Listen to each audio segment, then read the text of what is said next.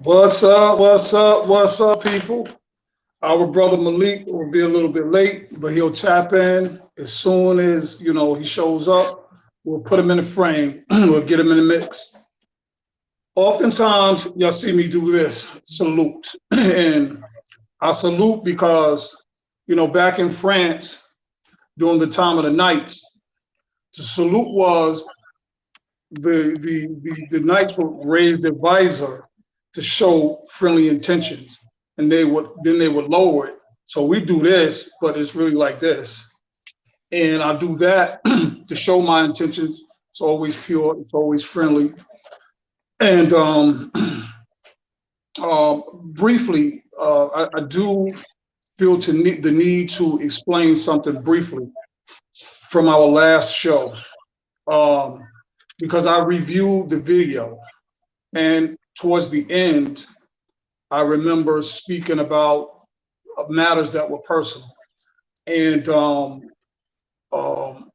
I should not have, and I will not moving forward, allow my personal issues with be it family or friends to come in between what we do here on the sit down. I do remember saying that it wasn't emotional, but it was an emotional response. And to events that go on in my life. So I'm not going to go on an apology tour.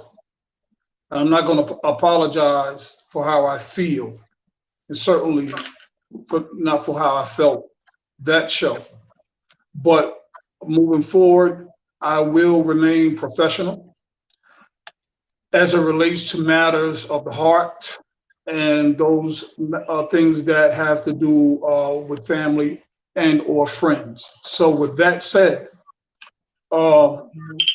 we are going to have a good show tonight. We have an amazing guest on tonight who's going to share his story. I believe it's one that many will be able to relate to, whether you've been in prison or out, or never have been to prison. The purpose of the sit down is to bring you the information, because as we build this show, just as Cons and Dons is, this is the place where the truth is told and real stories unfold. So we're not going to ever lie to you. Oftentimes people don't want to, they always say, tell me the truth, give me the truth. But when the truth comes to them, they reject it, they rebuttal, they want to fight, they want to offer every type of explanation and excuse to say why you're wrong. But as we do here at the sit down, this is not a game we play. We do not do this for likes. So even if you don't like it on our page, it's okay. Because if we can reach one person, we have saved a whole nation. If we can deliver a message that can change one mind and save one soul, it's just as it is in Islam. And we're not ever going to make this religious, but it is my faith. That if you always direct a word toward what is right, And if you have saved one of mankind, it is as if you have saved all of mankind. And if you kill one of mankind, it is as if you've killed all of mankind. So we are always going to be honest, straight up. We're going to be direct, you know, whether people check in or don't, it's okay. We never get upset. We just want to be able to give you righteous, good information, and we hope and we pray that you receive it in the way that we put it out there and that we're bringing it to you. Always it's love. Salute. Salam alaikum, Malik. What up, Brody? Malik Salam, bro. Just got in from, man. Jeez, gosh. Traffic, bro. Jeez. Yeah. I ain't never I was just telling traffic today was great. I hear you. Hey, well, listen, you know, you got to do, you have to do what you need to do, you know what I mean, to get that bread, to pay the bills and take care of yourself and your family. So alhamdulillah. I was just briefing the audience, the viewers, on a brother that we're going to be interviewing tonight. He's going to tell his story. We believe it's going to be a compelling story, an interesting story. His story is like so many other millions and millions of other African-American men and women, Latinos and whoever, whatever, have experienced here in this country with the judicial system. And so have. Before we move on, let me just say this, and then you can take off for CDL, you can take off, sis, because it's going to lead into a video that we're going to show. In 1969, J. Edgar Hoover, he was the head of the FBI.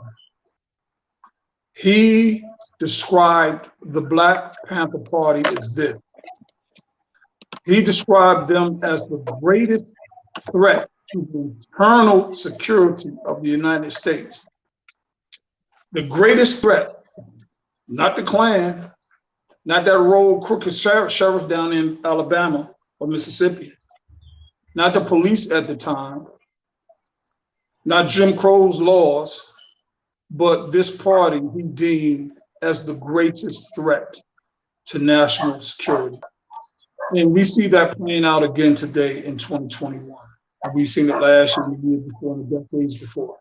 So I just wanted to throw that out there, how African Americans are always demonized, no matter what good we do or attempt to do. Many of us are always shown in its worst and most negative light. Okay, so I'll leave that there until we play the video and we expand. Take off, Brody. Yeah, so good evening, everybody. Once again, welcome to the sit down where the truth is told and real stories unfold. My name is Malik, your host. Glad to be with my comrade, my sister. But I just want to touch on something real quick. I'm gonna pass it to the sister, right? Because we got a guest and we're talking about criminal justice and the injustice, right? I want the viewers to go to YouTube and type in Michael Moore, Capitalism, a Love Story. And you will see what was done in Pennsylvania under the radar, so to speak. You understand? But this particular judge, his cronies, they built prisons, private institutions, for profit. Every minor from 13, I believe it was from 13 to 17, 13 to 18, 15 to 18, right? For the slightest infraction in school acting up, police are called. They take them to the court, judge sees them. They say they're going to give them one sentence, but when it comes down to sentencing, they sentence them to extensive time in juvenile, right? For profit. For profit. So I'm not going to go into detail. I want the viewers to check it out for themselves. Go to YouTube, type in Michael Moore, M-O-O-R-E, right? Capitalism, don't do it a right love now. story. And you'll see what's going on in the country. Huh? I said, just don't do it right now, because that means you'd be leaving us. So don't do it right now. Do it after the show. Yeah, no, of course not. Of course not. Yeah, it's a fact. But with that being said, I'm going to pass it to my sister real quick. Well, you know, I don't have a whole lot. You know, we're bringing on a guest, and that's my focus tonight. That's my contribution. But I'm going to play this video, and we'll probably touch on this video. And then we'll go from there. Relax, because it's about 4 minutes long, so check it It's out. about 5 minutes long, but it's informative. All right. An article I had read in Newsweek magazine by Sylvester Monroe, a reporter for Newsweek, went back to the projects in Chicago to see where he had been reared and all. Give me 1 And second. he said, as he sees it, the image of a black man in America is like when he gets on an elevator, a woman, she grabs her purse a little tighter to herself, fear that this black man's going to steal it. He's walking down a deserted street with a black friend, and a white couple is walking toward them, and they cross the street for fear of these black men. Is that the image of black men in America as you see it? Well, one of the things that I'm concerned with in one of the books that I've written, Countering the Conspiracy to Destroy Black Boys, is what happens early on. And one of our concerns is we have studies that document that black boys may be the best students in the country up until 4th grade. So the question is, what happens to black boys in the intermediate and upper grades to begin to create the kind of image that you're talking about when they become 18 years and older?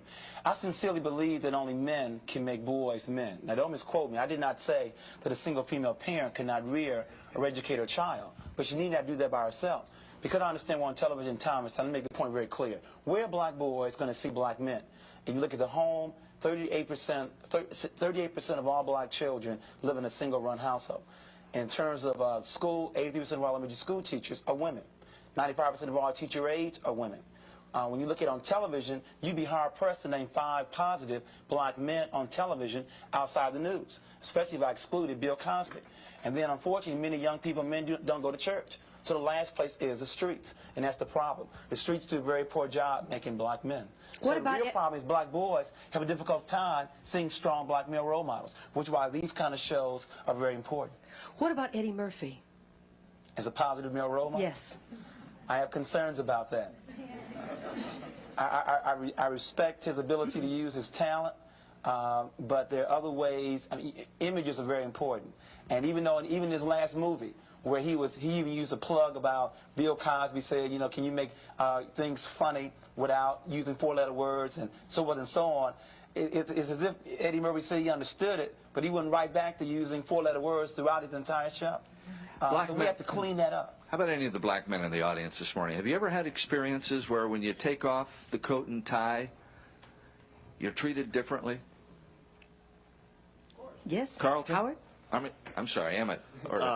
Definitely. I'm involved in politics, and as I'm dressed now, I'm treated a lot different than when I had my tie on. How are you treated differently? Well, take for instance, if you're walking down the street, and I grew up in a white environment most of my life.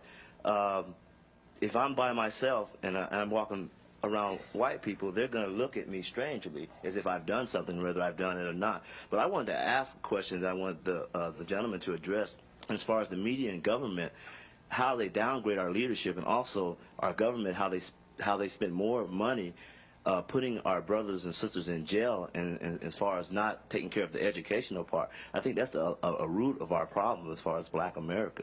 Education. I'd like to reinforce that America spends $2,300 on Head Start. To reinforce your point, they spend $20,000 to $38,000 on prison. So I believe we need to raise the right questions. How long do you stay in Head Start? A year? 2 years at the most? How long do you stay in prison? The rest of your life? Question number 1. Question number 2, which one works? A longitudinal study documents that Head Start works. But in terms of prison, 85% of inmates to get released go right back in. So as Jesse Jackson says, we have 2 choices, middle-class white America. You can either send me to Penn State or to State Penn.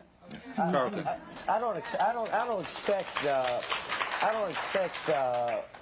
institutions in America to project positive black male images.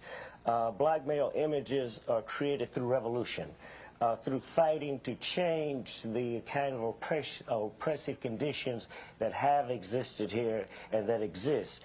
And the positive images that we all can be very proud of are movers such as Dr. Martin Luther King, and historically not the Private Turner, Denmark Vesey.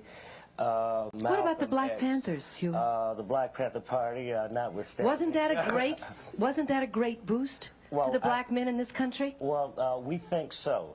And of course, we were wiped out systematically. There were about 1 million pages of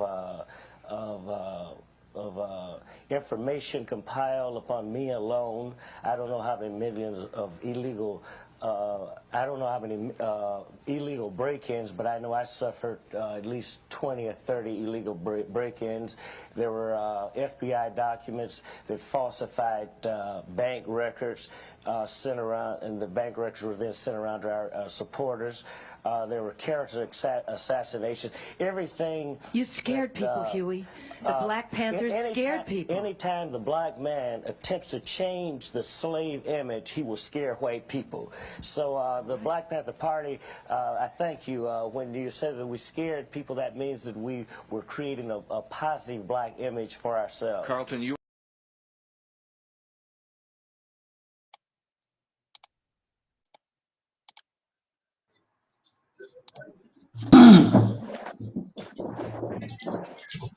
Well, Hey, What you think, bro?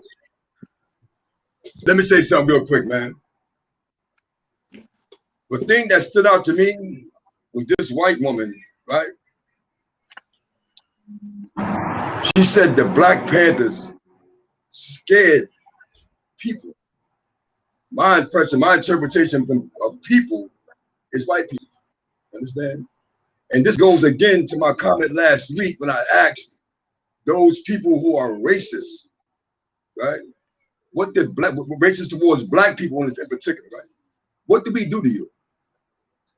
What did black people do to white people, for white people that are racist, right? To have these stereotypical and these racist ideologies and images, right? That they make up for black people.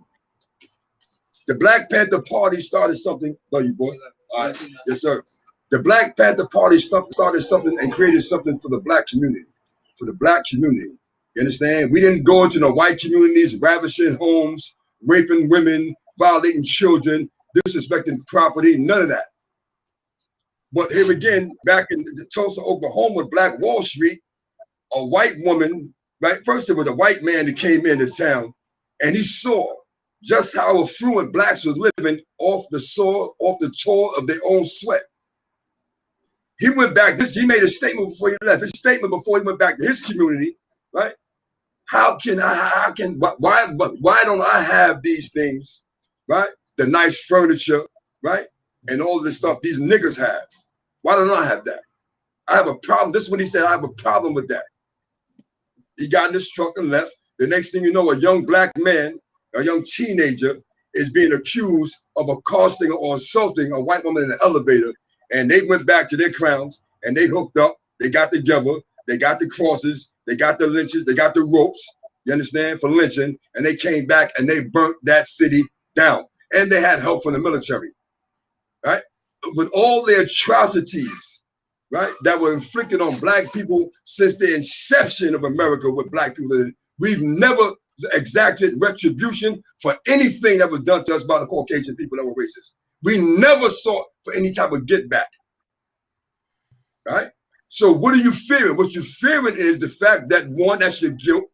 You understand? You know that your forefathers violated us. So now you see us, you know, we're not shucking and jiving, heads ain't tucked down low, we standing up upright, shoulders back, head up, right? And now you scared because you fear get back. You understand? You fear, like Malcolm X said, the chicken was coming home to roost. So with that being said, what stood out to me and what bothered me was the statement she made when she spoke for a whole race of people, that Black Panther scared people. What did they do to scare you? They united. Right? Brother, you go ahead, sis. Go ahead. Well, you know, the part that stuck out to me, I mean, I agree with I agree with you 100%, Malik, or 5,000%. And I agree that it's the guilt. And I agree that it's anytime they know what they've done, they know what the history is, just as well as everyone else does. And that guilt, they're scared. You know, there was also an interview on one of these shows where Farrakhan said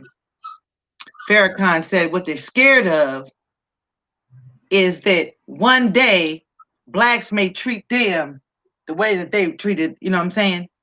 The way that they were treated.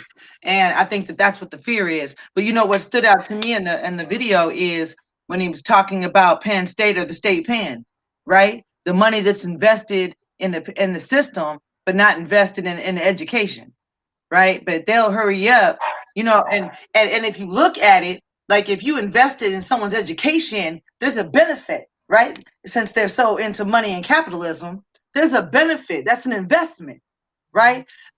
All this money going to the penitentiaries, they're not getting any return from that. So it's backwards thinking, but you know, of course, it's modern day slavery, right? So there's an investment there too, right? It's just not investment in us; it's an investment in them.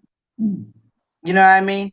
That's what stuck out for me, and I'm saying that because I came from being a 13-year-old dropout convict to now having a master's degree and being in debt the rest of my entire life. Literally, I'll be in debt the rest of my entire life based on that education. You know what I mean? So that's what stuck out to me. Well, all of it stuck out to me, honestly. You know what I mean? I think. Go ahead. You finished? Mm-hmm. Oh, you done, sis? Yeah, yes, sir. You know, I think both of you really eloquently expressed how the video and the interpretation of the video and the points the two brothers, Hugh P. Newton and brother Kanjafu, explained, because it all stood out to me. And that's why I said to myself, let's play that tonight. A few things. First, you know, we got to think about the judicial system, how it was back then. We didn't have this influx and this number of people. Okay, Head Start costs a lot more today. You know, it's 87,000 a year now for one inmate. Prisons have become profitable. Do people need some people need to be in prison? Of course. We're not. But when we're gonna do stuff, man, let's make it government, which you'll never be. Let's make it equal across the board. Because myself, my brother, my sister, we can quote so many statistics. And as we said, we're gonna give you facts. Facts. We see this every single day when we watching CNN, Fox News, whatever, with the politics. They playing politics. Red versus the blue, elephant versus the donkey. It's about power. It's about power. And many of them fear losing that power and that position of privilege. As my brother said, what did we do to you? What? J. Edgar Hoover says the Black Panther Party at the time was the greatest threat to national security. But at that very same time, a century before then, and during that time, the Ku Klux Klan still existed. Were they not a threat? And still does. Were they not a threat to the national security of this country? And when the woman stood there and said, but you scare people, Huey. The Black Panther Party scares people. See, let's get something together. The Black Panther Party then and now didn't scare us, our people. It scared you, as Malik said. Eloquently put, bro. It scared them. So when you speak to people, don't hold on a second. Don't generalize and put everybody under the same blanket. She was talking about her people. Because there's that fear and there's that guilt. At some point in time, we all got to reach down in the heart. When we do something wrong, we may not admit it, but we know, damn, no, that was wrong. And it's that guilt, and we don't want to admit it, and we don't want to accept it. So I took offense. That video was taken in 1989. And this is the first time I actually saw that entire video. We took about 89. I took offense to it. You know why? Because the same shit happens today. Absolutely. Nothing has changed. Every single news station you go on, they're saying stuff. Right now, we're watching the trial just began. Yeah. You see? After this morning and yesterday. Go ahead. So this is what I got to say, right? There was a time when the government, the federal government, they feared the rise of a black messiah, right? A black leader, a black man, right? Standing up tall, you understand? Not afraid, right? That can talk to the people, right? And get the people to understand the message, to get the people, the black community to understand the message. You understand? And not once in that message was there a threat. When we took up the right, when we exercised our right to bear arms, and we began to police our own, because see, the Black Panther Party, they not only started after school programs and lunch programs and breakfast programs, they policed the community. They policed the black community. So there And wasn't they policed the police. That was another. Exactly. Exactly. See, when they became policing our community was one thing. When we started policing the police and all their illegalities and the crooked shit they do, that's when it became a problem, because back then you could be out. So now we checking out what y'all doing, and we have guns, and we have the right to protect ourselves. That's when it became an issue. Not when we was checking for ourselves, but when we started checking for them. And we see those same instances and issues playing out when we video what they're doing. Turn that video off. You can't film me.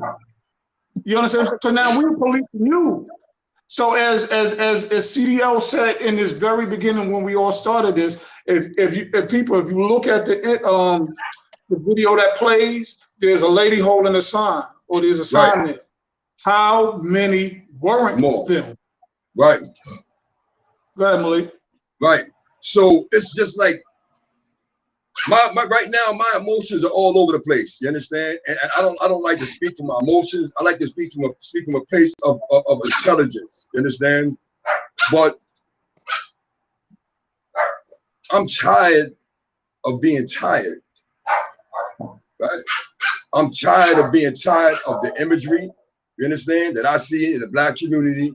I'm tired of the imagery I see of black people on social media that's misunderstood and misinterpreted. I'm giving an example, right? We're a dancing people. We're a musical people. We've always been that. We've always danced to the beat of our own drum, right? Before we were brought here, we were dancing people. You understand? So I understand certain dances, you understand, that some black women may feel the need to engage in on social media, and I understand that. But imagery, right? We are responsible. We are responsible, right? We are responsible for how the world sees us, right? Because we know our intentions for exercising our right to perform this certain African dance, right? We know our intentions. We know why we're doing it. But the world that's ignorant of black history, right?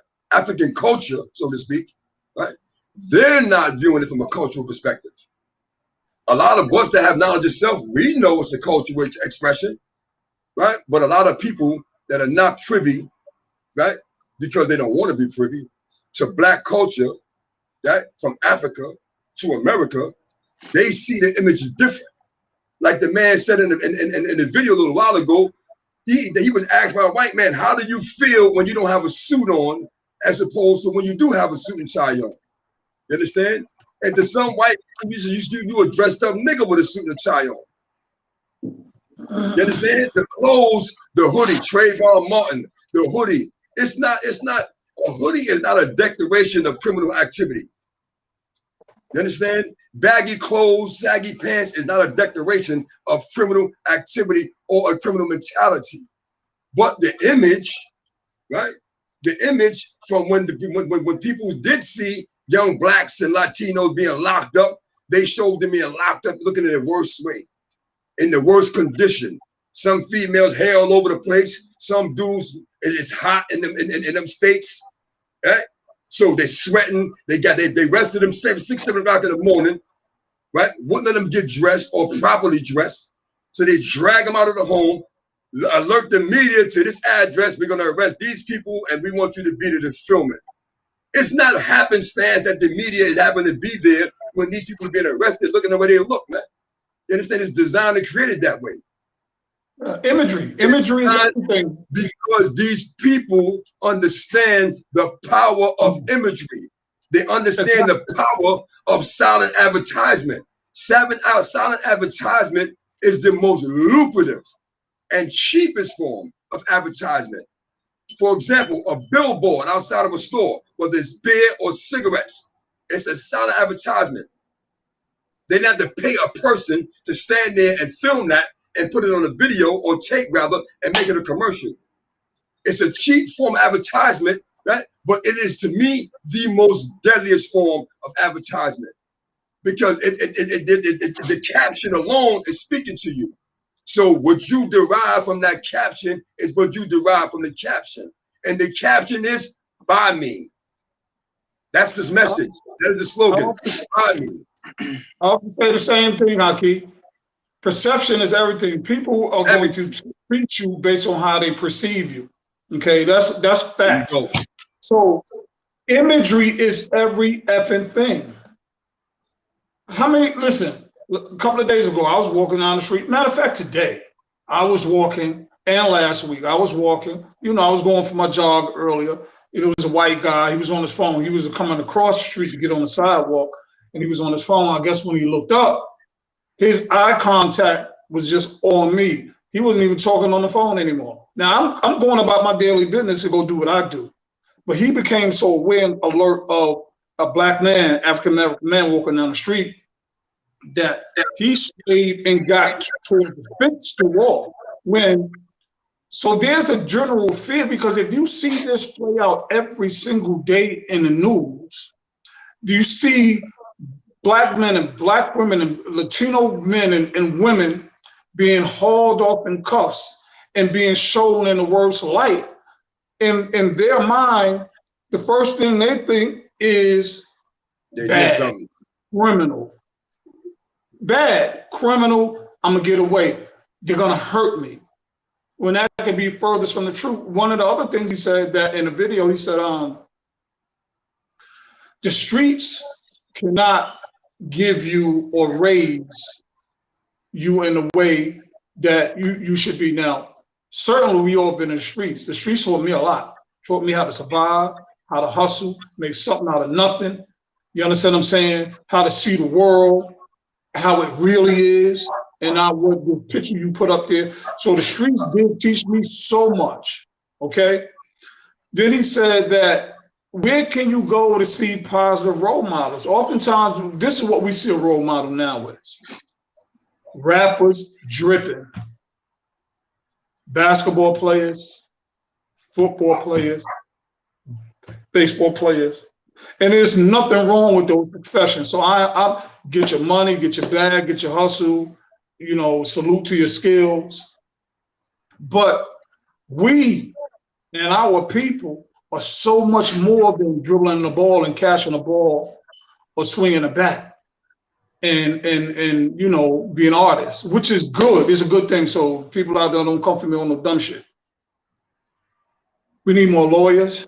We need more doctors. We need more judges. We need more politicians. We need people. We need to raise a nation of young men and women can get in these seats of power to control these levels. Because when you go all the way back to our ancestors, okay, in our land, we was kings and queens. We was ruling shit, and there was a hierarchy. Let me share something real quick. Everybody was fed. Everyone was taken care of, and everyone took care of everyone's children. We were a village, and I don't see I see it, but it's not as much as it should be. So when people, say, well, she or he getting their money, this, that, and other, ain't nobody knocking that. We're not talking about that. If you on television shaking it, whatever you doing, hey, that's what you do. What we are saying is we are judged more critically and more harshly than any other race on the nation, in this country, in this world. And when we see what we see on social media all day, this becomes the general perception of what some of who we are. That's all they can do. And yeah, that's all. That's what they are. When we But there's a flip side to that. so much more. You know that. Go ahead, bro. There's CDL. a flip imagery of social media is not, and on television is not just poisoning, and affecting the mindset of white people, right? It is affecting the mindset of black people too. Absolutely. Understand? You got some black people that are buying into the narrative that this is who we are, this is what we do. Exposure is everything. I had a brother that I met in 2018, right? And he wound up getting locked up for a murder, right? That he didn't commit, right? Sat in the county jail on Rikers Island in that zoo, have to be an animal again, or to be an animal for the brother, right? He went to court for almost 4 years fighting this case. The lawyer, his court-appointed attorney was against him. He didn't have money for private counsel. His family didn't have the money for private counsel. His friends he didn't have, so they couldn't pitch in to put money together for private counsel, right? The judge, the lawyer, it got to the point where they made him go to a Bellevue hospital and check in forcefully to the psych ward to be evaluated because he kept rejecting the plea of 20 to life for a murder, for 25 to life for a murder he didn't commit. So in conclusion, check what the judge said, because the lawyer was telling the judge, my client is uncooperative, he don't want to listen, he don't want to yada, yada, yada. The ADA, the assistant district attorney, is also in the court trying to convince this brother to cop out to the 25 because he had a prior felony, and if he blew trial, he was going to go to the moon, right? So the judge said, let me tell you something, Mr. So-and-so, this is what I'm going to do for you, right? I'm going to offer you 20 to life. I suggest you take this 20 to life. You can go to prison. You can go, I'll send you upstate. You can go to the yard. You can walk the yard with your brothers and play basketball. What more can you ask for? I'm going to say this again. White judge told a black man that there was no evidence of that he committed a murder, fighting this case for almost 5 years in the county jail. The judge said to him, I'm going to make you an offer. I'm going to offer you this 20 to life. You can go upstate to the prison. You can walk around in the yard. You can play basketball, and you can be with your brothers. What more can you ask for? Right? Right? So what he said to that brother is, listen, you a black man. You a nigger. What more can you expect out of life? What more can you expect out of life? All you niggas do is play sports. So I'm gonna send you to prison. I'm gonna send you to prison, and you can walk the yard with your brothers, play basketball. What more can you ask for? He said this shit on record. You know what more I could ask for? What more I could have asked for at that time? I could ask for my freedom, Your Honor. I could ask for fairness in this courthouse. What bothers me I think before we pass it to CDL, I don't care what courthouse you go in America. There's this image. You got the American flag, but you got a couple of things. You got in it over the head. The first thing. In God we trust. In God we trust. In God we trust. Then you have the two scales, and you have the woman or the image blindfolded to signify justice is blind. And the scales are supposedly, as you see them, equal. They're balanced. Right. So here we have first in God Almighty, we trust. Then we have an image of somebody blindfolded with two scales that seemingly looks even. If they trusted in God, right? 99% of those cases that come to court before a judge dealing with African Americans and Latinos would never be prosecuted, okay? And God would not have put a blindfold over an image what appears to be a human being, because you cannot effectively serve, judge, or help, or assist being blindfolded. And those scales, although they appear balanced, have never been balanced in our favor. They have always been tipped. See, imagery is everything.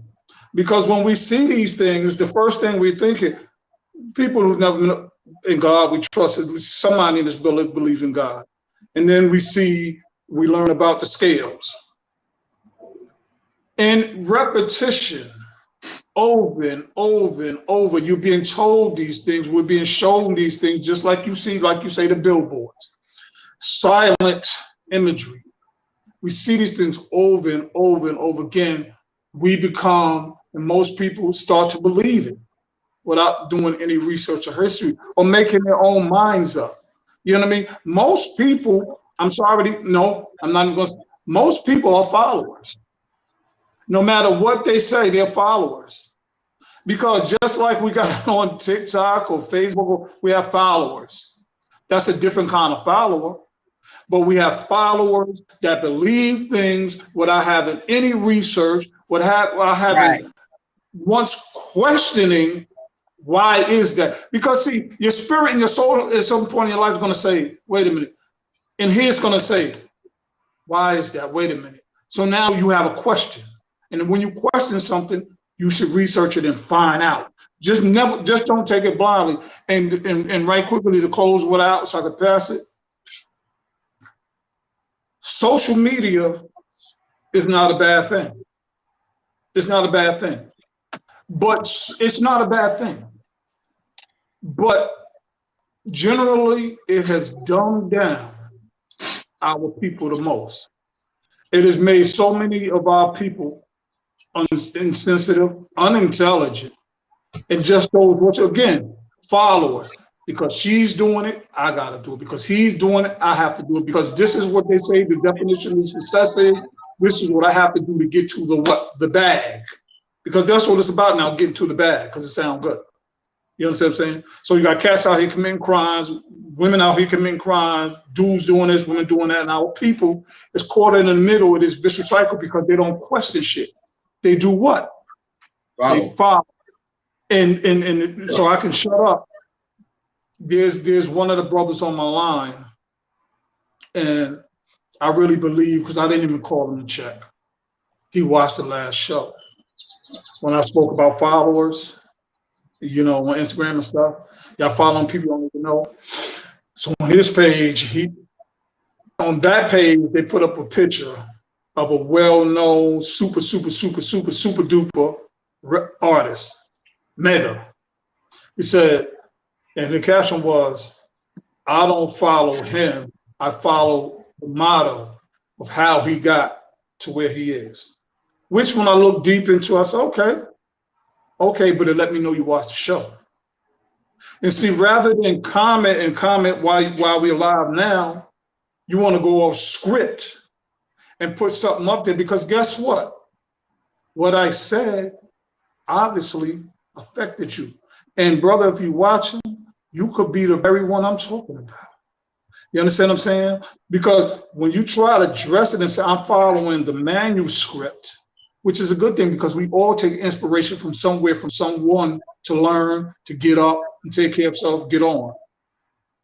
But when you don't acknowledge the truth, the frontline issue, then you have fallen into that very same place of that person who's afraid to accept the truth. So you're going to make excuse after excuse after excuse. So keep putting them up, people. We appreciate it, damn it. Keep putting them up. Check in, though. Don't sit behind the keyboard right now. Say something. Speaking of that, I just want you guys to know I do see your comments in the chat. So those of you who are saying hello, back at you. But if you're in here, like, share, subscribe, hit the notification bell. If you're on Facebook Live, click on YouTube at some point and like, share, subscribe, and hit the notification bell. I'm gonna play a short video for you guys, and then I'm gonna come back and let you know what's up. So hold on one sec. And I'm gonna say this and I'm gonna end mine.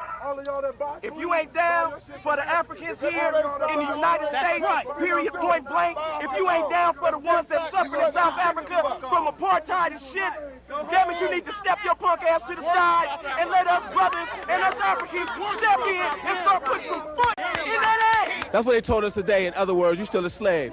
No matter how much money you got, you still ain't shit. I'm gonna tell you right now, if I have to die today for this little African right here to have a future, I'm a dead motherfucker.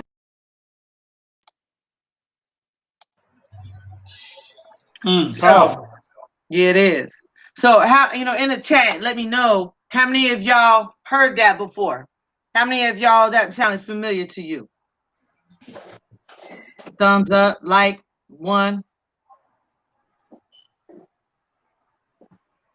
Well, the brother in the beginning of that video with the X on his shirt.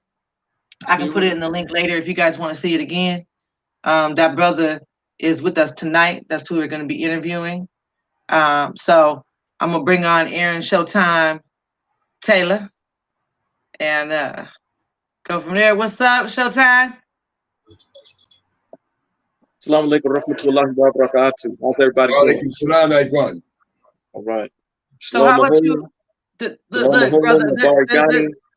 Wait, hold on 1 minute. Shalom Ahum, Habari Yaleo, and Habari Gani, Konnichiwa, Buenos dias, Buenas noches, Buenas tardes. Want to make sure I hit everybody. Hey, so some people do not recognize or remember where they've heard that or haven't heard that little clip before. So could you tell us where that clip came from? So April 29th, 1992, the riots or the verdicts came in for the Rodney King trial. I was a plumber at the time. I was underneath a house in Compton, and I told the lady, when the verdicts come in, hit the floor and let me know so I can come in and watch them. And she stomped on the floor, and I came up, and I was not guilty, not guilty, not guilty, not guilty. I was hot than a motherfucker. You can believe that. I was hotter than fish grease. And so I finished my work, and then we're riding back from Compton to LA over on 39th and Crenshaw, where the plumbing office was. And then I went from there home to 27th and Arlington. I stayed at the Arlington Manor at the bottom of the hill, what used to be a double hill, but now I came back and it's just a single hill down there now. And I took a shower and went over to First AME Church because they had said on the radio that if you wanted to vent your frustrations, if you wanted to do this stuff peacefully, come over to the church, we can talk about it. We can sit and pray together.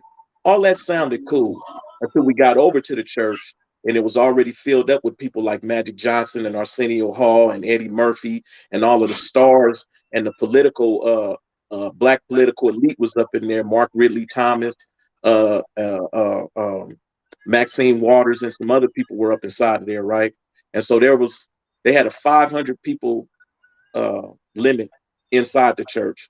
There's about maybe 300 to 500 of us milling around outside the church, right? And you had a handful of people talking about let's be peaceful, let's think about what we want to do.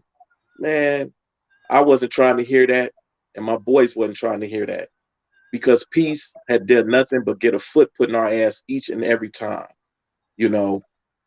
Up until that point, we didn't have any videotape evidence of police just, wantonly beating on a brother, but we did have a lot of video evidence of people committing shoplifting, bank robberies, people breaking into cars, and they would take those videotape evidence in the court, just like y'all was talking about. The court system is unfair when you got a blindfold on somebody, when you need the blindfold off so you can see what you're doing, right? They took that videotape evidence and said it's not enough. What's happening to this brother is clearly okay, right? And so the person before me who got in front of the camera and was talking about we need to be peaceful, we need to pray to Jesus, we need to pray to God, we need to seek guidance. In my mind, I'm like, man, fuck that. I got something I need to say. And I said it. I'm gonna say this and I'm gonna end mine. If you ain't down for the Africans here in the United States, period, point blank, if you wasn't down for the ones in South Africa suffering from apartheid and shit, then you devils need to step your punk ass to the side and let us brothers and us Africans step in and start putting some foot in that ass.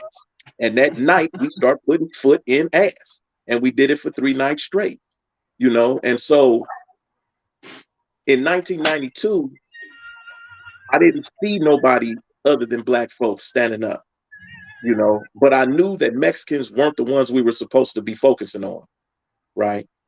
And so I contrast that to today in 2020, last year, because I was still in San Quentin last year when I'm watching the stuff that happened with George Floyd and everything that had been leading into that from about 2015 with every other videotape that came out or every other audio tape that came out with another black person, another Hispanic person, another Asian person, and every now and then the white person who was poor and didn't really have any representation also getting dogged out by the police. And each and every time, nothing's happening to him, with the exception of Officer Noor in Minneapolis, who shot the white woman who came out from the alley, and he was in fear for his life, but he's in jail right now.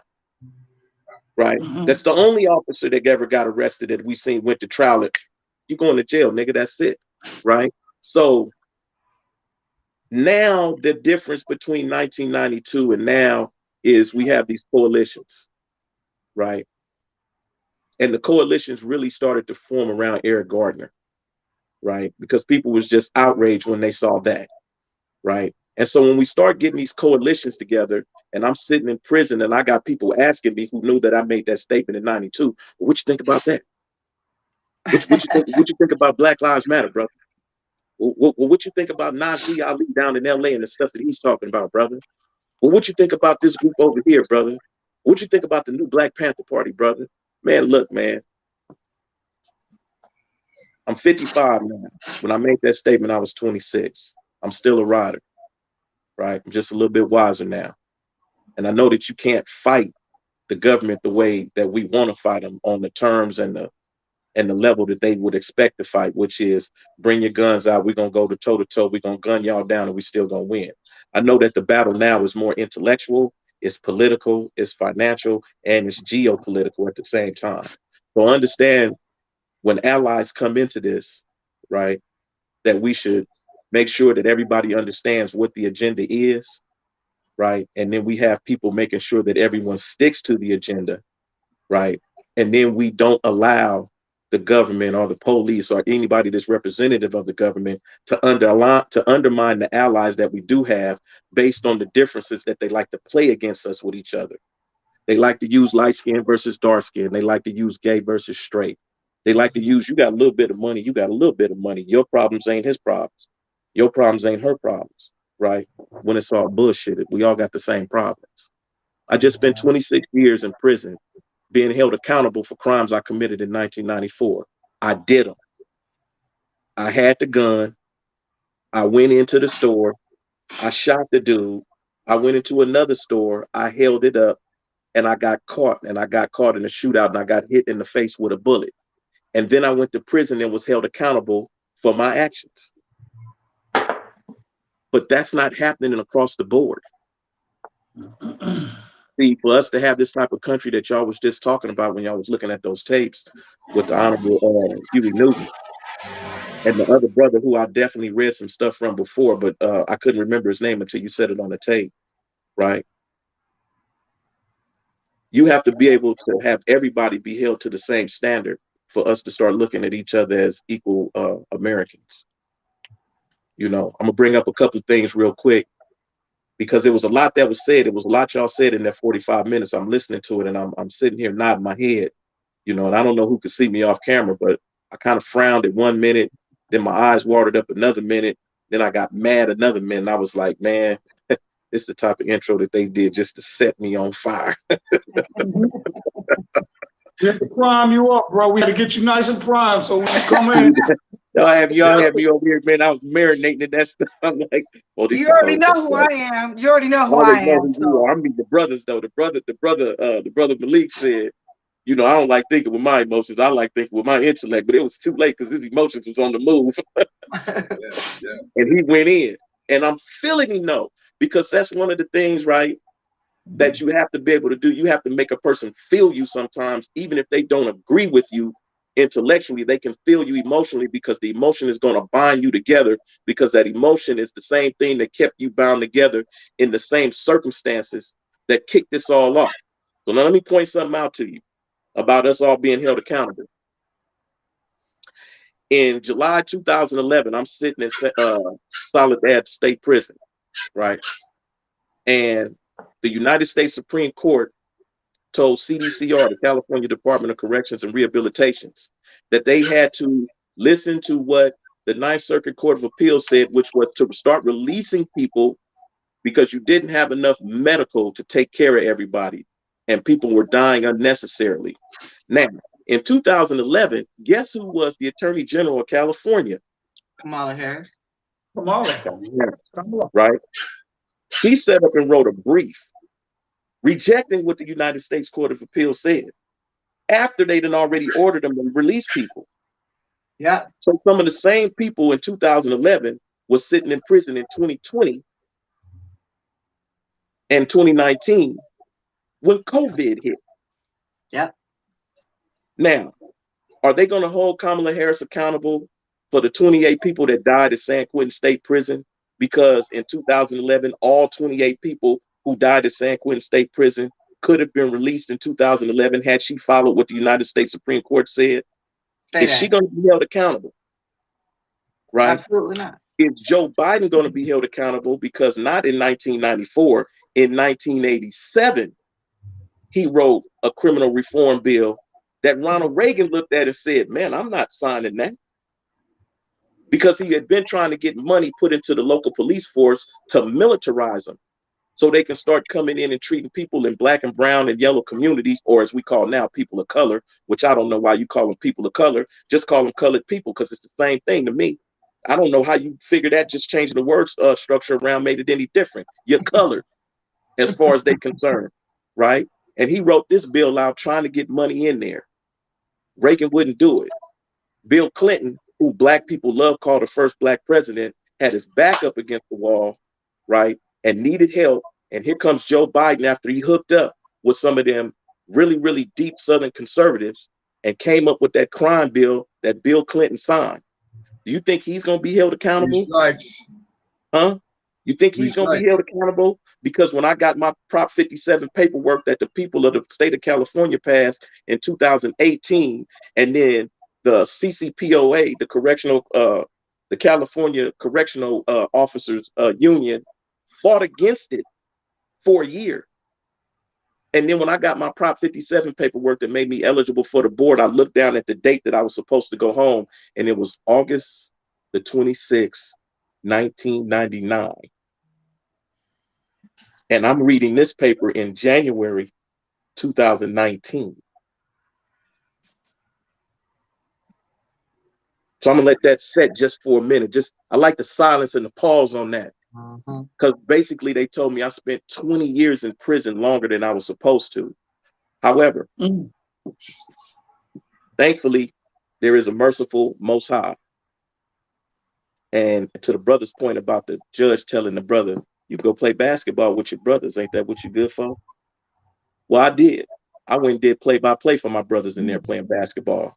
At every prison I went to, I was the black Chick Hearn. Chick Hearn used to be the voice of the Los Angeles Lakers, and I was the voice of the Prison Basketball Association, the PBA. We made it up. It's like we make up everything else. And every prison I went to, Let me jump in. You certainly made so many interesting points, factual. You know, everything you said, it's really on point. And this is one of the reasons we have brothers and guests like you on the show to tell it just like it is. And just one of the many things you said, I want to speak briefly about Kamala. You know, I voted for the first time in my life, the very first time in my life. And I voted for Kamala and Biden. Not because so much I believed in them, but because of my ancestors who died and were shot and killed and walked in their lives and the rights to vote. So I wanted to exercise mine. But you spoke about Kamala, you know, and it's a lot of there's so many things because, you know, to speak about her now to the viewers that's watching and the millions that are out there as African Americans. Oh, brother, don't say that. You wrong. She's our first Black woman, female president. But when Kamala was introduced to the Senate in 2017, she was introduced as the first Asian American woman, not Black woman or African American woman. So people out there, let's be factual and let's know the truth. Because like I said, we go for the okie doke quick. Oh, it's a Black sister running, it's a Black woman running, rah, rah, rah, rah. We got the pom-poms, vote, vote. Yes, we're making history, but did we? Because let me tell you some history that was made. There was a brother down in Cali that was fighting his appeal on a murder charge. I think he was on death row. I forget his name. And actually, the district attorney was fighting to get him free. And it was your sister girl, Kamala, who wrote the brief and fought against it. When the DA, who since said, wait a minute, we was wrong. She wrote against, she fought against it. You're talking about my boy Al, man. I was on the yard with him when they let him off death row at San Quentin. That's my boy Al. Okay, Al, hold it there. So we can expound. So when we're quick to lift up our people sometimes and call them heroes.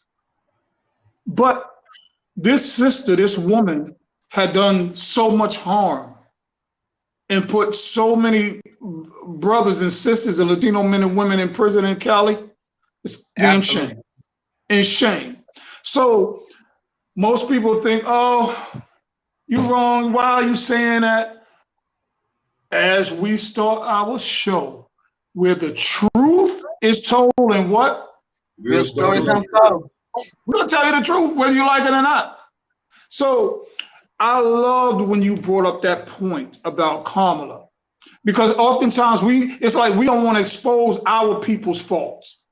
You understand what I'm saying? It's just like the first show when we did, and I'm going to move it along. When I gave the numbers on police shootings in a 5-year period, check this out, in a 5-year span from 14 to 20, right? The police nationwide in 5 years killed over 5,000 people.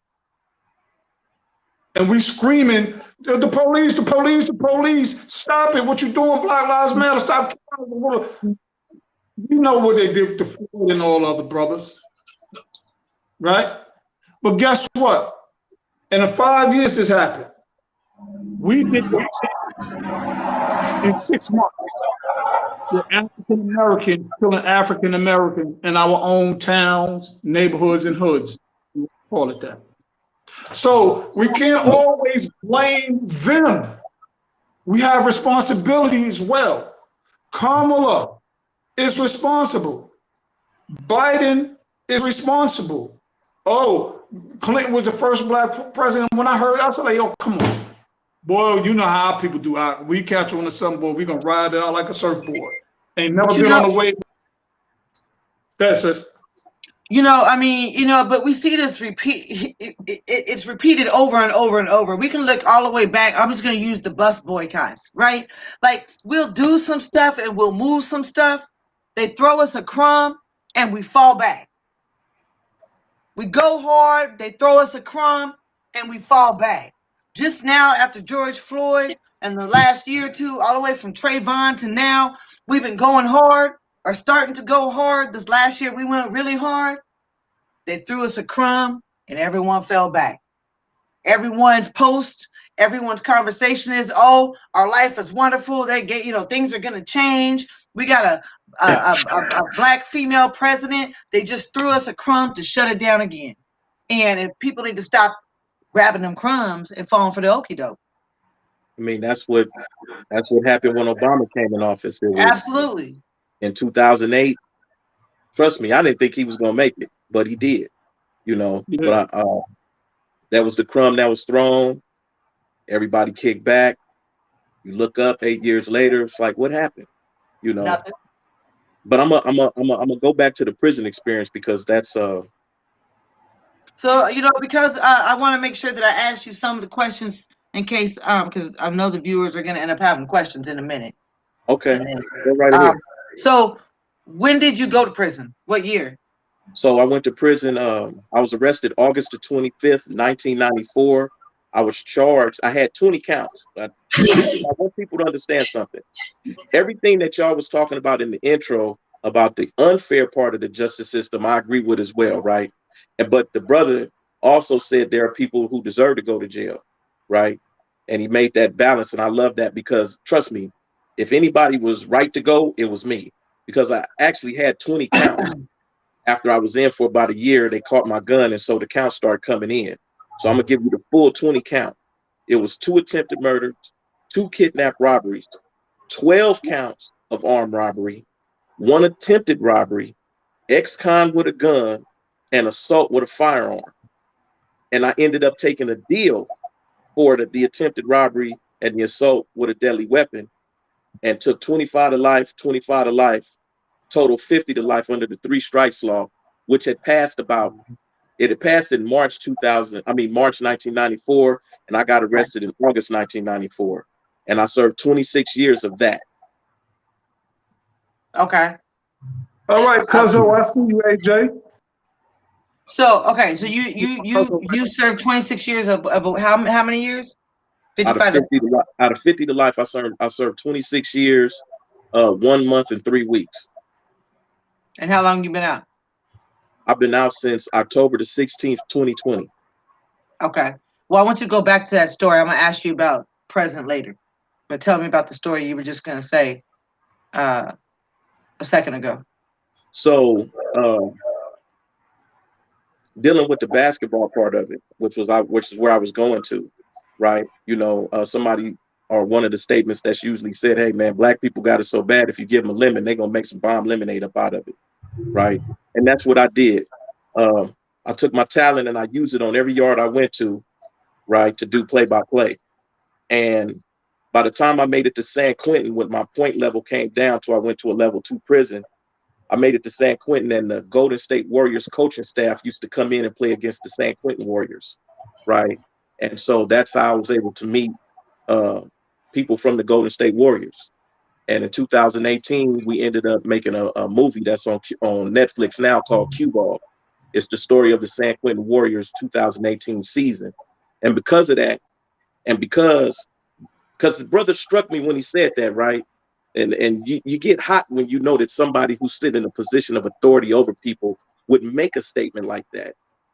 You know, you gonna take this 20 to life because I'm offering you the deal, and you can go upstate and you can walk on and be with your brothers and you can play basketball. What better life could you possibly have out of this? You know, that's some fucked up shit to say to somebody who was not guilty of the crime that they was being accused of, right? And the only thing, and the thing that I have done, at least over the past 5 years, is I always try to look for something positive, even in the negative case. Absolutely. Right? Because you really don't have a choice in this particular circumstance, because we can be angry and walking around with our jaws tight and our fists clenched up and having high blood pressure and high tension and die, you know what I'm saying, before we reach 60 years old, trying to figure out how to deal with these people. You know what I'm saying? Or we can learn how to take a negative, make it into a positive, and then make them pay for what they did in a way that they never even understood. Right? I have a question for you, if I may, right? Go ahead, brother. So I'm from New York. You know what I mean? I'm from New York. I don't rep no state. I don't rep no borough. I don't rep no city. I'm Muslim, you understand? And I served almost 28 years in the penitentiary, right? I was released June 7, 2013. That was a Friday, right? Broke. My wife at the time came and picked me up with my 3 daughters and my grandson, little Malik. And we went to a cell phone store. She got me a cell phone. All right, thank you. From there, we dropped her home, and my daughters dropped me off to the halfway house, right? So I'm in the halfway house, broke, right? And I sat back and I reflected on my life from 1980 to 1988 when I got arrested, right? And I looked at I looked at what I had on, right? It was summertime. I had some khaki, some white cargo shorts, some white Air Force Ones, and a green Azad polo shirt on that my homie gave me, right? Did all that time, right? And I came home broke. I did all that time and I came home almost 28 years older, broke. And when I sat back and I thought about that, man, I cried, bro. Because it made me think about all the young men, all the young women, all the young blacks and Latinos that's out here committing crimes for a few dollars. And then they get busted and they go to the pen and they get older and they come home, you're back to square one, older and broke. That's when I really, really understood the phrase, man, crime does not pay. So my question to you, how did you feel aside from being happy, you understand, you know, elated, you understand, how did you feel that first night when you were out of the cage, out of the zoo, right? 26 years older and possibly, I don't know your finances, but possibly 26 years older and broke. Broke. So I have to clarify one part. I wasn't broke, right? Yes, sir. Yes, sir. So, but I understand the sentiment you're talking about. Copy. Let's not get that twisted. Yes, you know, sir. I understand the sentiment that you're bringing to the table about a person doing, 2 decades or more and coming out with nothing, right? So what I did, first, let me answer your question and then I'll tell you what I did. Okay. As soon Sorry as about the technical difficulties, people. As soon but as we the will van, get the brother back. As soon as he can get, there he is. Hold on, pause. Can you hear us, Aron? Yeah, I'm good. I can hear you. Okay, we all here. All right. Go ahead, brother. So soon as the van crossed the LA County line, because we came from Frisco. So we've been on the road for like 4 or 5 hours, dude. The one thing I give credit to the police for, that dude that drove that van that got me home was driving as if I would drive when I was trying to get home. He got credit for me for that, right? He had his foot down on the gas pedal. And soon as we crossed the LA County line, up on the top side of Castaic, for people that's from California know what I'm talking about, coming in LA County, that's when I cried. Wow. I hadn't been home in 26 years without cuffs on me. The first time I was back in Los Angeles and I wasn't cuffed up, I was free. Now, I had a plan to get me 2 women to spend the weekend with me when I got to the motel room in isolation. But Allah has a way of making sure that a brother stay on the Sirat, right? So they put me in a room that was right across from the manager's room and told me if they see you bring anybody up in here, they're going to give us a call and we're going to take you back to prison. So that wasn't finna happen. Well, so damn. the women was out. We want to let you get a little bit. Damn. The women was out. The women was out. I didn't. No telephone call is going to be made to send me back to prison. I hadn't had none in 26 years. I think I can wait a little bit. I can wait to 2 weeks in isolation, right? But that first night is what the brother Malik is reflecting on, right? I had my little $200 debit card that they give you here in California, and I thought the same thoughts you thought. I just did 20 motherfucking years, 26. These motherfuckers give me less than $1 for each year. Right. Okay, cool. You know, I'm free. I'm in a motel room with a king size bed. I got a TV up in here, and at least I get 15 minutes out. I'm gonna go take a walk to the store. And I was scared to death when I walked down the street to go to Ralph's Market the first time because I hadn't been out in 26 years. I always had somebody watching me, watching my every move, checking to see what I was doing, ready to strip me out. You know, stop here at this post and check in with the cop and show him your prison ID. You know, and if he feeling that he in a bad mood, you know, he want to throw you up against the wall or something like that. I didn't have any of that first night, but I know the sentiment that the brother Malik is speaking about, and what was different about me was the circumstances of my situation at San Quentin, because I had an opportunity to start networking with people before I got out of prison, right? And they have a lot of programs in there that's ran by formerly incarcerated cats like Project LA and the place where I'm at now, First Phase Sober Living Home. They have a lot of things like that here, right? That help cats when they get out, you know. And I do know a little bit about the New York system, right? And I do know that there's now starting to trying to get people up in there to get them in the halfway houses and transition homes. But back in 2013, they didn't have that stuff. Yeah. Just like you said, you know, and you got a cat coming out after so many years like you, and you sit there, like you said, looking like, damn, crime don't pay.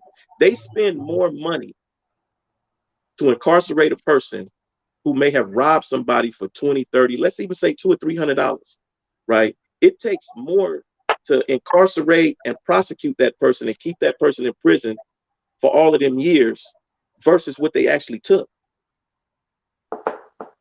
See, the math don't add up on that.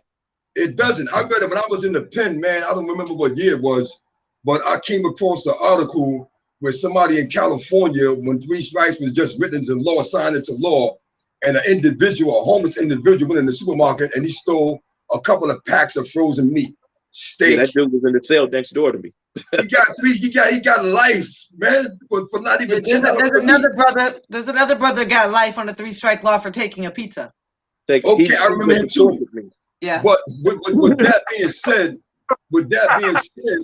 right? Well, the reason why I asked you that question, because the brother Oran, I've known him since 1982, right?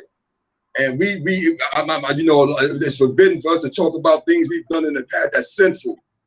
So I'm not going to elaborate on anything. You understand? But some people that go to the pen and spend, you know, whatever amount of time in the pen are fortunate because this kicks in, right? The search for information, you understand? The search for clarity, the search for content, the search for knowledge itself, it kicks in. And so this is what I was saying in the last few episodes, that, you know, knowledge is powerful. And if it wasn't for college programs in the pen, I'd probably be still being there. Because when I got involved, let me run this into you, because you just opened up the door to something, right? And I don't want to go away from that door. So I was when I first took my Kalima Shahada, I took it in a Sunni masjid out here in LA on the streets. But when I got locked up and I went to the level 4, I started hanging around Shia brothers, because they were the ones that was doing the deep studying and the deep diving and learning Arabic, right? But here in California, you had people sect tripping even within the deen. So you had Sunnis and Shias, Nation of Islam, Ansar, Muhammad's, and 5%ers at war with each other on these high security prison yards, right? And so what happened, I ended up, when I went to Calipatria State Prison in 2002, after spending some time in the hole in high desert, right after 9/11, I'm in the hole. I said, I'm never going to allow what another brother practices in Islam to cause me to dislike him. I'm just going to treat him like the Muslim Allah tells me to treat him as, right? So when I leave the hole, I go to Calipatria State Prison. And I get there, and of the 50 brothers in the community, 45 is reading, writing, and speaking Arabic on some level. And they was all schools across the board. For brothers from the Nation, 5%ers, Sunni, Shia, Ansar Muhammad's, Moore Science Temple, they all reading and writing Arabic. And so I got in with them, and I started learning Arabic, and I started reading the Quran first in the original lisan Allah, the original language of Allah, right? And then after that, I learned of the numerical system that's attached to the Arabiya, what's called Hisabul Jamal, the beautiful calculation, which led me into learning Hebrew, because now I got the math, and the math is across the board when you start looking at the Semitic languages, the original languages, Arabic, Hebrew, Aramaic, Ethiopic, Amharic, cuneiform, Coptic, all the way back to the Kemetic glyphs, right? And so when I started learning that, it goes to the point that you just made, which is why I stopped you. Once you go into the search in here, you have to want it up here first. It has to be an intellectual curiosity about what is and what isn't God. And what are these things that I'm going to learn that's going to change me to make me into a different person, which leads me to this. When I got ready to come home and I seen in 2019 that I had this Prop 57 paperwork, which was going to get me to the board so I can be seen to go home, I immediately started making a plan to succeed when I got released. I immediately started making a plan. I immediately downloaded every email that I had from every athlete and every coach and every organization I had contact with at San Quentin. Then I sat down and learned how to put together 501c3. And then I started getting deep into the Uniform Commercial Code, right? Because I know I'm finna go home. And I know I only got $200 that they're going to give me when I go. So I got to make a plan for myself to succeed when I get out. Now, granted, I'm in this movie and I got these documentaries, and that's cool. I didn't know that that was going to kick in. But the reason I'm getting there as fast as I am is because the plan that I put together based on my beginning to study and know I'm finna go home. So I got to get this thing together because I only got one shot. I only got $200. Once I leave out of this isolation motel room, I'm on my own. Ain't nobody going to be there for me. And I'm not trying to ask nobody to be there for me. So I need to put this master plan together. And when I put the master plan together, I meet the sister. She's the first person, one of the first people I meet outside of my family and outside of my inner circle, right? And she starts talking about her 501c3, and she starts talking about the things that she wants to do. She didn't know who she was talking to, though, because I already had sisters who I had met on my cell phone when I had one in prison. Like most dudes are setting up watching pornography. No, I'm making contacts across the country and across the world. There's a sister in New York right now named Angie Dyer Monroe, who's a grant writer, who works at the Urban Roundtable. You can catch that on Facebook. And now all they do is talk about, her and Monica Lamb is talk about financial investment and how you can start working your finances even from a prison cell. Mm-hmm. Right. And so the larger point, not to get too much into details, but the larger point to what you were saying is I came out with a plan of action because I knew I only had the one shot. If I don't take this shot and make it work right, then the options start to shrink real quick. And I'm 55, so I have to use the patience that I learned over that 26 years to allow this plan to unfold. And sometimes money ain't there.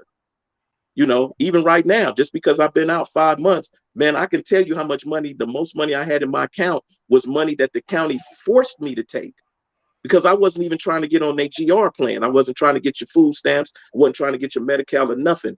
I have to do this for me. And so anybody that's watching, or anybody that comes across the tape, or anybody that you talk to afterwards, my suggestion is that we start telling people, when you know you finna come out of jail, don't wait 2 weeks before you get ready to get out, before you start plotting and planning to succeed when you get out. Start a year, start 2 years, start 5 years, start 7 years before you get out, so you don't find yourself in a position like me and you. The only difference is I had $200 and some contacts. You didn't have nothing, and you sit in a halfway house. What the hell am I finna do now? Hey, bro, let me get in there right quick. Let me just conclude right quick. Let me just conclude right quick, okay? Let me just conclude right quick. 1 second, 1 minute. So with that being said, brother, the reason why I asked you that is because there are a lot of people that watch this program that know me and the brother for years, that some just met us, right? They don't know our real story or the full extent of our story. They just know the penitentiary. We're home now. We committed a crime. We went to the penitentiary, and that's that. I asked you to expound on that, so people that are listening, people that are watching, can speak to their people, right? That are in that situation, to encourage them, because this is what Cons to Dons is about. Me and my brother, we started a program called Cons to Dons. I want CDL. I want you to give the brother Showtime my number when you conclude. I want you to call me back within an hour when we finish the show, bro, inshallah. I don't know if it'll be within an hour, but can it Whenever be tomorrow you can. morning? Can it be Whenever tomorrow you can. Inshallah, just call me, please. I need to dialogue with you. So in conclusion, to be honest with you, brother, I've done so many interviews in the past 2 weeks leading up to this stuff with the Warriors that I'm literally, if you can look at my face, I'm wore out. I respect it. Okay, so hey, real quick, because we only have a few minutes left. That's why I want to pass it to the brother real quick. We'll get to the comments real quick. This is important. I'm not talking about the comments. Thank you. I'm sorry. Go ahead. Appreciate you. I wanted because the audience don't know about the Warriors. So my question to you is, what are you doing now? So when I got out, I went to the Venice Basketball League first. The founder called me up and gave me a job to do play-by-play there.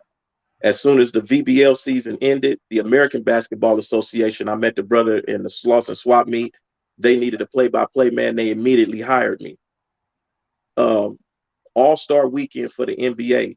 That Friday, I'm doing play-by-play for the All-Star game for the American Basketball Association at the Kobe Bryant Mamba Academy. And as soon as we finished that, it was the next day the email came, but I didn't read it till Sunday, All-Star Day.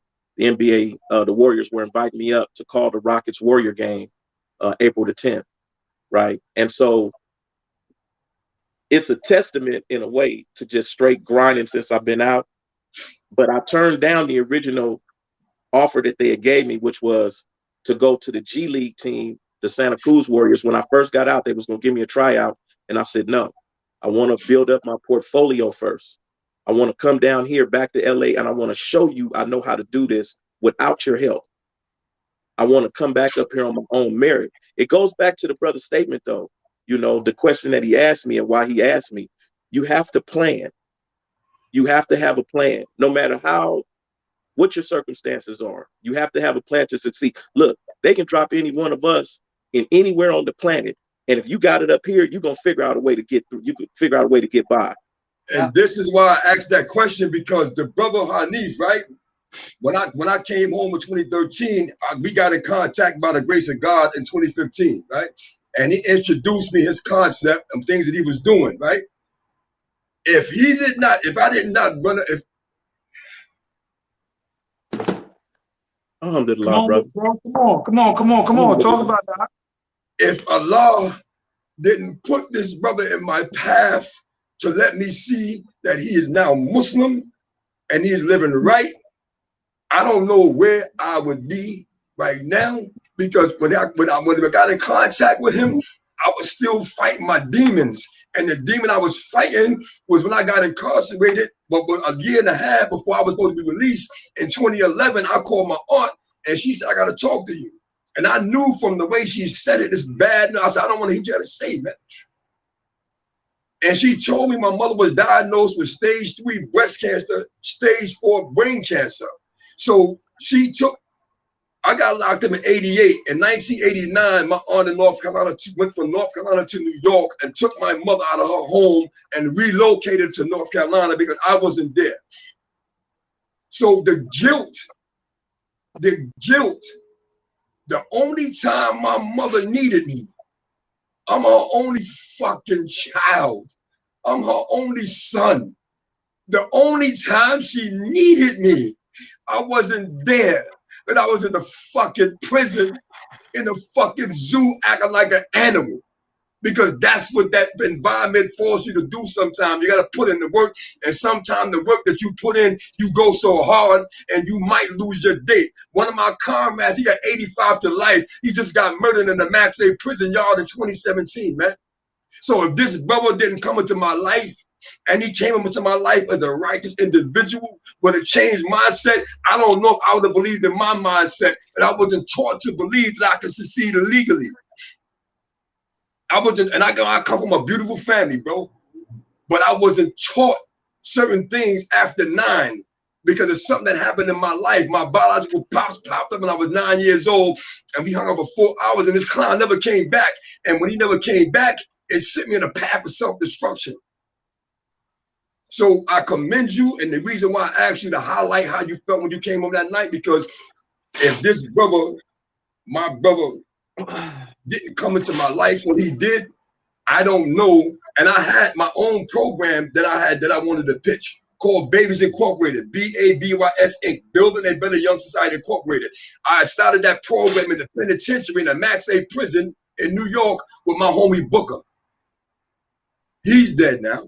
So when I came home, my whole purpose was get on my feet legally and stay away from certain people. And here he comes. And here we are today. So I thank you, bro, and I salute you and I commend you, man. If I can get something in real quick, or I'll wait for the brother. For the purpose of time, to all the viewers that are listening, hear these stories, hear the passion from the brother, both these brothers here. Listen to their passion. See what they're talking about, feel what they're talking about, digest it, and then put it back out there and give it back. This is why we do what we do. You know, we spoke about so many things tonight, which is a good thing. And it's alhamdulillah, as we said. I am inspired every time I come on this show and I see CDL, my sister, and I see my brother. And now today, you, my brother. Your story is important. One thing that you said is important, and CDL, do me a favor, pull back up Cuban Love's. There was 2 messages back. Can you pull it back up right quick? Which one? Because it's something you said that I want to answer her question on.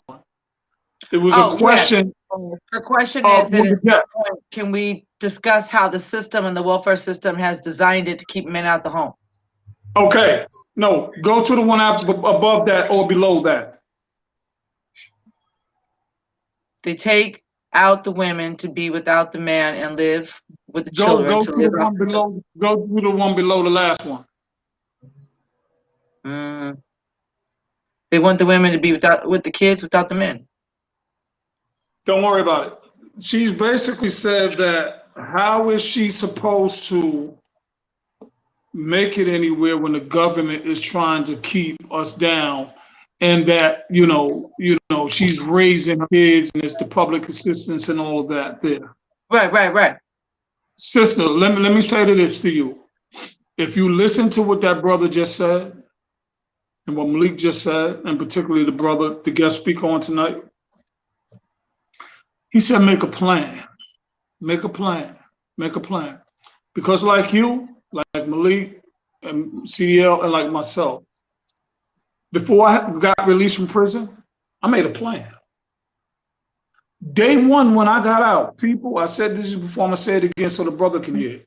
Day one when I got out, as soon as my wife picked me up, we drove straight to DMV and got my license because I knew I had to get legal. I needed ID. I wanted to drive. Why I wanted to drive? Because I had to get to point A to point B to make the rest of my dreams and my business come through. So I had a plan years earlier. And sister, it is not the government that always keeps us down. We keep ourselves down till we fail the plan. And then we fail to execute. There are systems that you and I, we know that they've been in place. Why a lot of us don't have today, there's a thing called generational wealth. Our parents didn't create that for us. Our parents didn't create that for us. And their parents didn't create that for them. And then your great-great-grandmother, grandfather, 9 times in 10 was in slavery. So we have to start to create businesses of our own, to pass it down to our children and our grandchildren and their children. Because if we don't, we're going to always be reliant on the government, and we're always going to place the blame when a lot of that starts with us. Certainly, I'm not a stranger to adversity. You know, I put myself through a lot. It is called choices and decisions. The choices that you make today will affect you tomorrow. The ones we did last year, a decade ago, 20 years ago, affect us to this very day. That's why we have to sit there. Because we made choices and decisions 20, 30 years ago that set us on a path to be where we are today. It's not easy for myself and Malik to just go out, fill out an application or CDL and just get a job. Because when the background check come back, you know what's going to happen, and you're dead.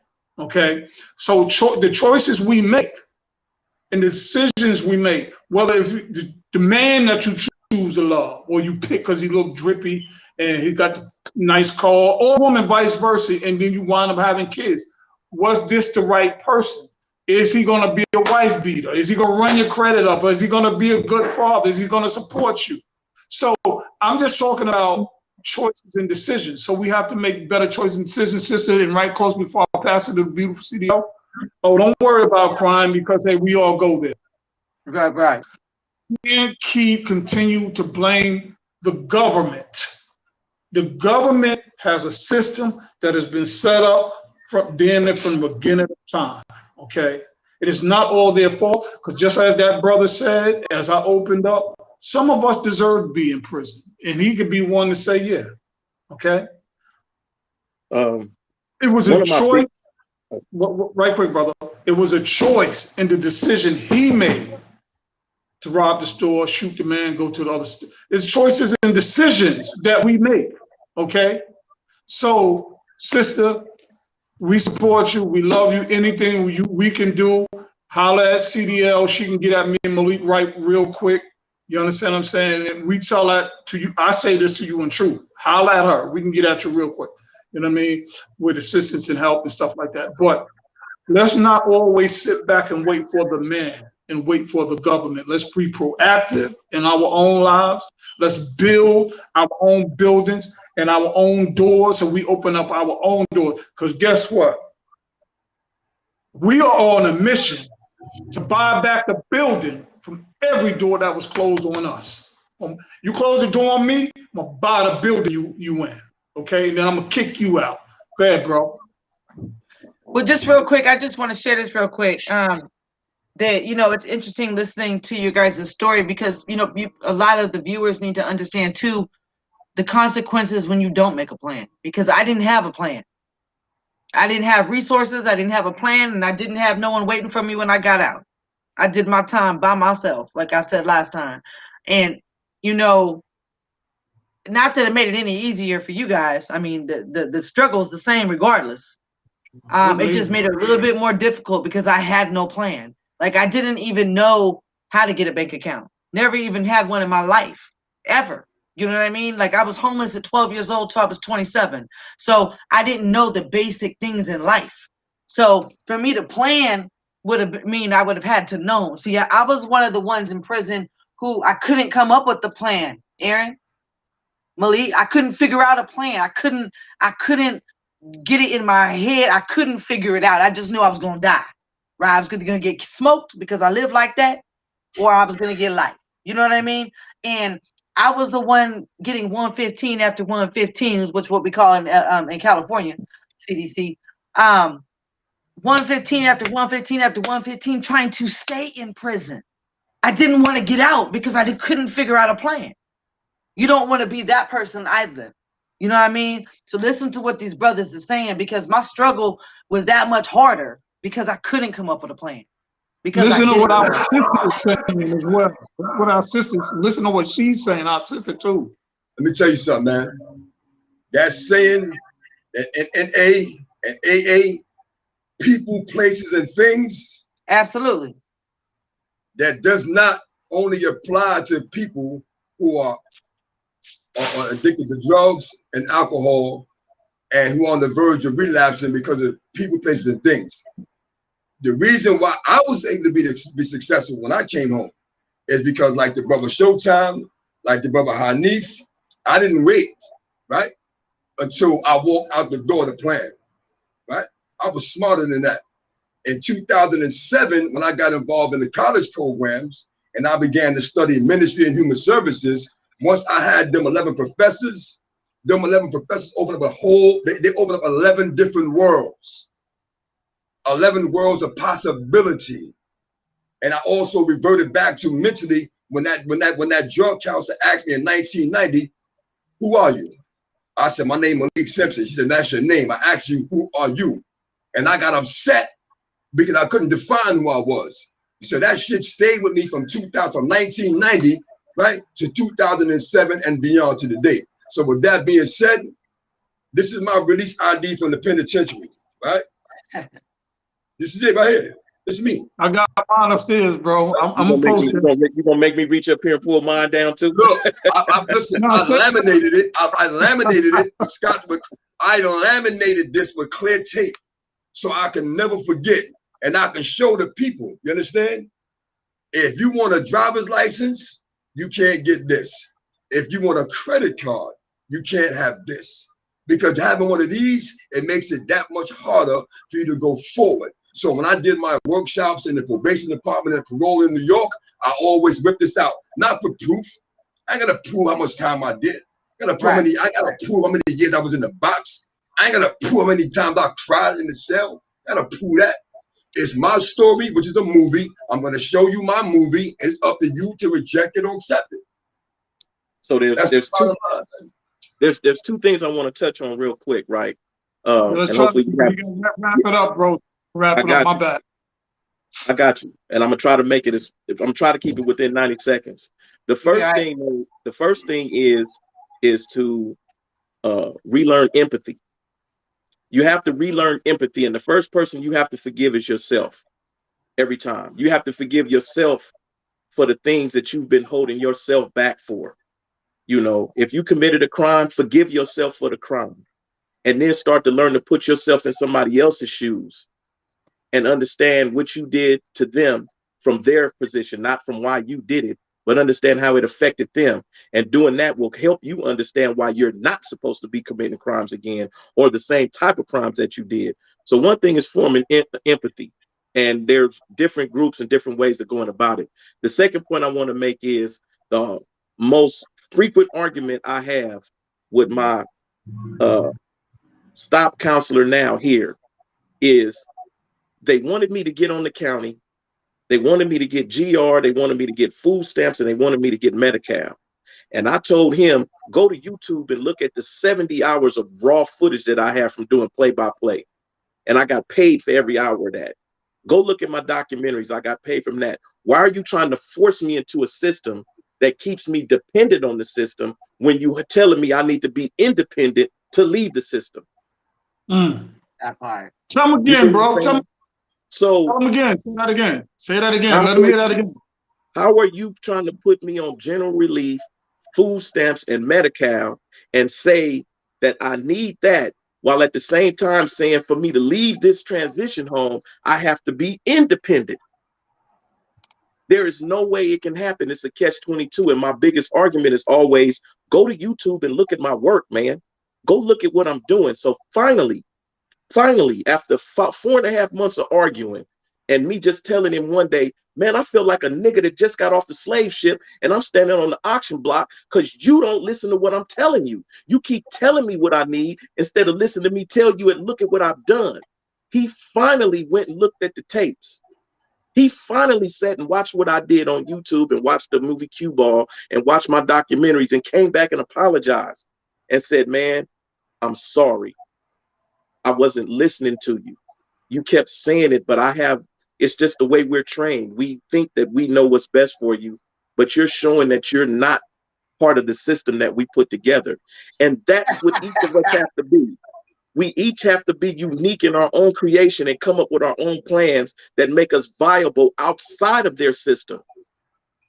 Make their system meaningless by planning on what you want to do, implementing your plan, staying patient in the plan, staying straightforward, and sacrifice some things that you think you want for the things that you know that you need. Sacrifice the things you think you want for the things that you think you need. I may have a business debit card that says Elevated Entertainment from the company I put together, but I rarely spend money off of it. I just don't go run off with it just willy-nilly because I got a little money now. I wait. I'm patient. I don't go buy those Jordans. I don't go, spend money on the sister right here who I've been trying to take out. Hey, bro. You be going. Hey, I missed it. I missed it. I was reading the comment. What happened? What'd you say? That was rated men. That's for the men only. That's for men only. You've been trying.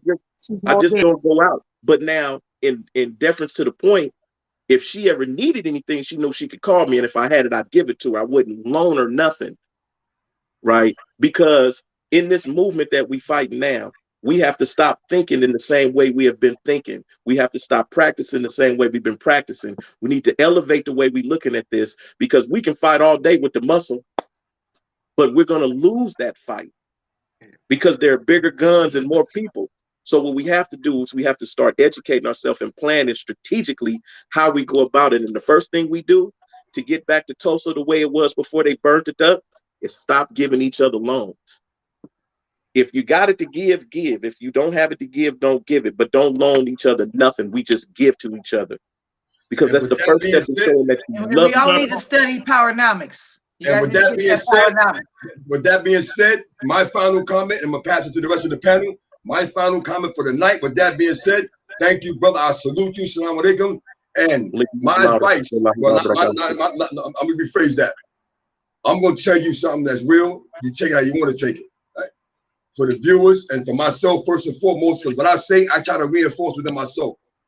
If you fail to plan, you plan to fail. If you fail to plan, it's because you plan on failing. I learned that the hard way. The hard way. Goals are important when you're young, 8, 9, 10, 11, 12, coming up. You have to instill in goals in your children and the people that you're responsible for, the young people, because if they don't have goals, right, somebody out there got a goal for them. If you have your own, or you're going to work on somebody else's goals and dreams. All right, CDL on you. Yeah, that ain't happening over here. As you guys know, Never Too Late link is in the bio. For that reason, I got tired of working 16-hour days for somebody else's dream when I got all this education and recovered intelligence and wisdom that I didn't even know I had, right? To create wealth, because that's how wealthy people are wealthy. It's in, generational wealth. We need to pass on and build so we can pass it on to our offspring and to our family members. So that's what I'm doing. Never Too Late, which is my organization, nonprofit organization. The GoFundMe and the website is in the link.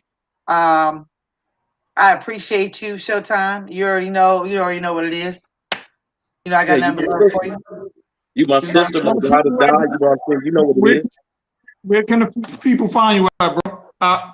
So I'm on YouTube under Aaron Showtime Taylor. I'm on Instagram under hashtag The Rebirth of Chick. I'm on Facebook as Aaron Showtime Taylor, and I'm on TikTok. If you want to go over there just to have some fun, because that's what I like having on TikTok, fun. You can find me under hashtag Uncle Daddy Grandpa. Uncle Daddy Grandpa. My niece told me when I came home that, because my brother died in 2006 while I was still inside. And so when I came home, my niece said, you like my uncle and my daddy. And so I started laughing, and she has 2 kids, right? And she looked and said, you like their granddaddy, so you like Uncle Daddy Grandpa.